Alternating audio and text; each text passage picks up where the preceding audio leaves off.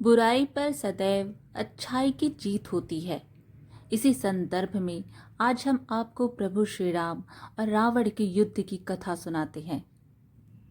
भगवान श्री राम ने लंका पर चढ़ाई करके जब रावण की नगरी पर आक्रमण किया, तब एक एक करके रावण के सभी महान योद्धा, सेनापति, पुत्र, भाई बंधु मारे गए। अंत में केवल रावण ही बचा था, इसलिए वह स्वयं रणभूमि में भगवान श्री राम से युद्ध करने गया। वह सभी योद्धाओं में सबसे शक्तिशाली व पराक्रमी था।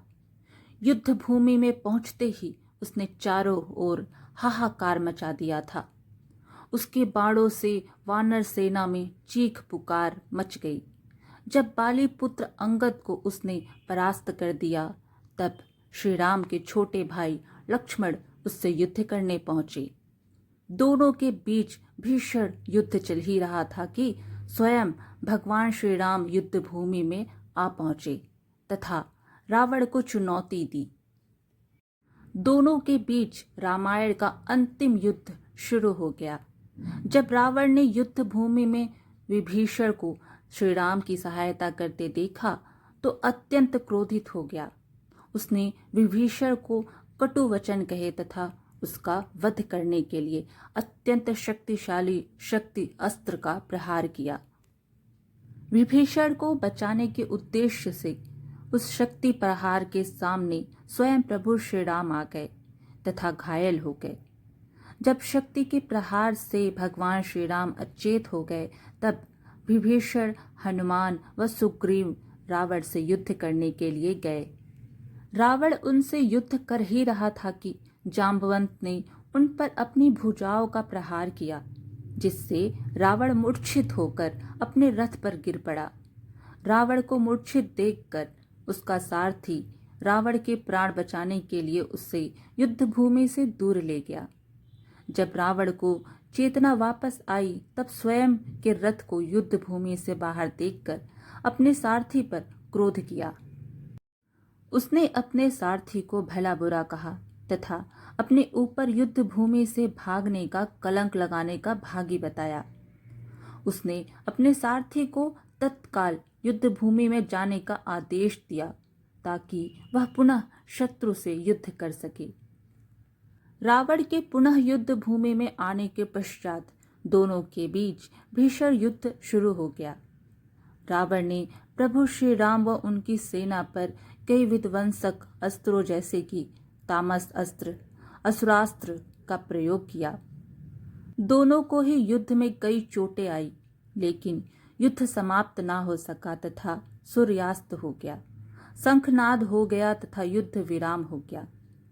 अगले दिन जब युद्ध शुरू होने वाला था, तब भगवान ब्रह्मा ने देवराज इंद्र को भगवान राम की सहायता करने के लिए अपना रथ भेजने को कहा। तब देव इंद्र ने अपने सारथी मातली को रथ लेकर भगवान श्री राम के पास जाने को कहा।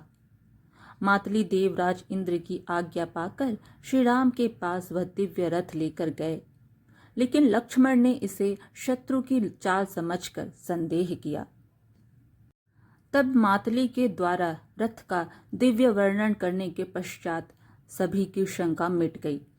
भगवान श्री राम ने देवराज इंद्र व भगवान ब्रह्मा को धन्यवाद कह वह रथ स्वीकार कर लिया। दोनों के बीच भीषण युद्ध शुरू हो गया तथा कई दैवीय अस्त्रों का प्रयोग किया गया। इसके पश्चात रावण अपना रथ आकाश में ले गया, तो प्रभु श्री राम ने भी मातली को रथ आकाश में ले जाने को कहा। दोनों के बीच अब आकाश में ही भयानक युद्ध होने लगा।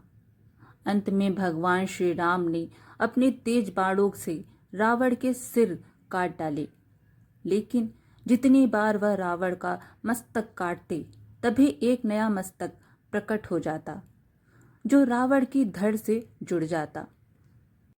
यह देखकर प्रभु श्री राम विचलित हो गए। आकाश मार्ग में यह दृश्य देखकर स्वयं विभीषण आकाश मार्ग से श्री राम के रथ के पास गए तथा उन्हें रावण की मृत्यु का रहस्य बताया। उन्होंने श्री राम को बताया कि भगवान ब्रह्मा के वरदान से रावण की नाभि में अमृत का वास है। इसी के फलस्वरूप उसका एक शीर्ष कटते ही नया शीर्ष उत्पन्न हो जाता है। इसलिए उन्होंने प्रभु श्री राम को पहले आग्नेय अस्त्र का प्रयोग करके रावण की नाभि का अमृत सुखाने का सुझाव दिया। विभीषण से रावण की मृत्यु का रहस्य पाकर श्री राम ने आग्नेय अस्त्र का संधान किया तथा उसे रावण की नाभि पर छोड़ दिया। इससे उसकी नाभि का सारा अमृत सूख गया। इसके पश्चात प्रभु श्री राम ने सबसे विध्वंसक अस्त्र ब्रह्मास्त्र का संधान किया तथा उसे रावण पर छोड़ दिया। ब्रह्मास्त्र के प्रहार से रावण जोर जोर से जय श्री राम का चित्कार करता हुआ भूमि पर रथ सहित गिर पड़ा। इस प्रकार अंत में भगवान श्री राम ने रावण का अंत कर डाला व युद्ध समाप्त हो गया। इसके पश्चात श्री राम ने लंका का नया राजा रावण के छोटे भाई विभीषण को घोषित किया व माता सीता को मुक्त करवाया। अंत में वे अपने भाई व पत्नी के साथ पुनः अयोध्या लौट गए। इस प्रकार आज की यह कथा यहीं समाप्त हुई। फिर मिलेंगे एक और धार्मिक कथा के साथ। ऐसे ही और अच्छी धार्मिक पुराणों की कथा सुनने के लिए हमारे चैनल को सब्सक्राइब जरूर करें। धन्यवाद। जय श्री राम।